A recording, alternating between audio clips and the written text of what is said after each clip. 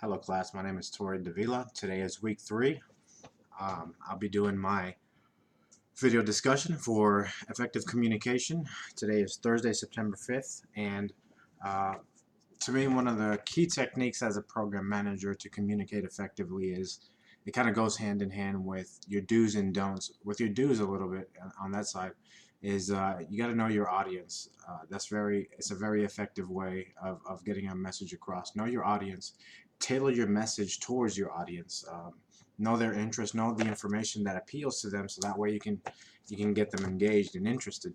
Um, you also want to know the situation and their nonverbal communications. Like you can read a person by knowing how comfortable or uncomfortable they are with the situation and whatnot, or with the conversation.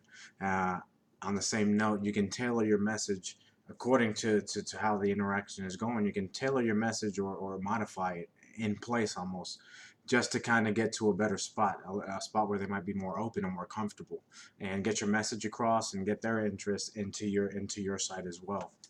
Um, that being said, some of the do's and don'ts of a communications plan, you do want to have a communications plan in place. I think that's one of the most important things, is knowing how you're going to tackle communication and how it's going to be carried out. You do set communications early, expectations early. That way everybody knows what they're supposed to be doing and when and how to convey different situations that come up.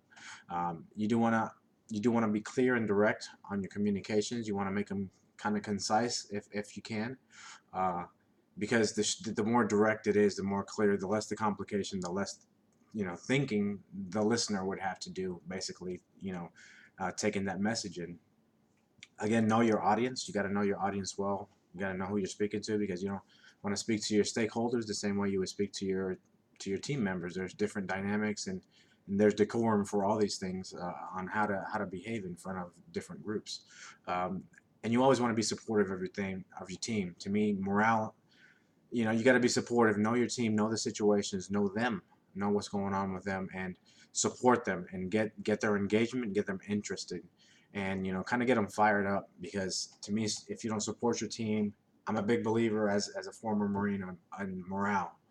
Morale, I think, goes almost hand in hand with high performance, if managed correctly. That is, um, if you can have high morale, then you're on a good spot. Like, if people can come to you with problems openly and trust you, then you're in a good spot. Some of the don'ts are, you never don't ever be too busy to listen to your team. Don't ignore bad news. I mean, the smallest situations can become the greatest ones if you let them go by too fast. Um, and don't rely solely on electronic communications either. I think that's a big mistake a lot of people make. You want to have interactive communication. That way, even if somebody's not being truthful, or they're uncomfortable with something, you can gauge that. You can get that personally. And there's emotions, and there's tones and tones of voice and all this that you can't convey through a message, electronic message. So I still think the person-to-person interaction is one of the most important things. Like they say, 90% of the time you communicate non-verbally, I believe. Um, that being said, some of the major components of a communications plan is that you do want to have, a process. You want to have a process in place on how this is going to be carried out. You also want to have an objective. You want to have a strategy, a plan, and also know your challenges. What are your risks? All these things. How are you going to control this communication plan from becoming something that everybody ignores? How are you going to keep it in place? I think control plans are a really important part of a plan, of any plan. Is after we implement it, how are we going to keep it? How are we going to keep this relevant, and how are we going to keep this active? Um, this is all vital to the project, because I think without communications, nobody would know what they're doing, and everything would fall apart. Data would be inaccurate. Updates wouldn't come fast enough. So if people wouldn't feel comfortable conveying a message because they don't understand the workings of the communication plan, then you're failing as a manager and a project manager. I just think that's the most important part, is talking, like all those different activities, talking, and and having that synergy going as a group. Um, and to close, to me, the Rita Mulcahy's textbook tells us that one of the most important people in the project is the project manager, as he spends 90% of his time communicating.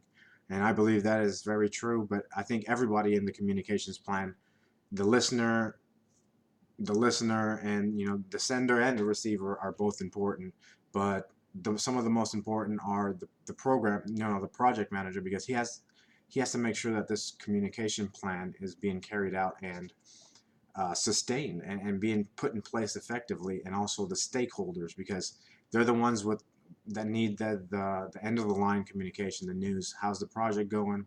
Because ultimately they're the ones putting in their interest in investing into these projects. So uh, I think all these things together, like if you don't have them in place, or at least haven't considered them, your project is doomed to fail from the get-go. So harmony and communication, being comfortable with communicating with people, and having everybody involved is part of a great communications plan.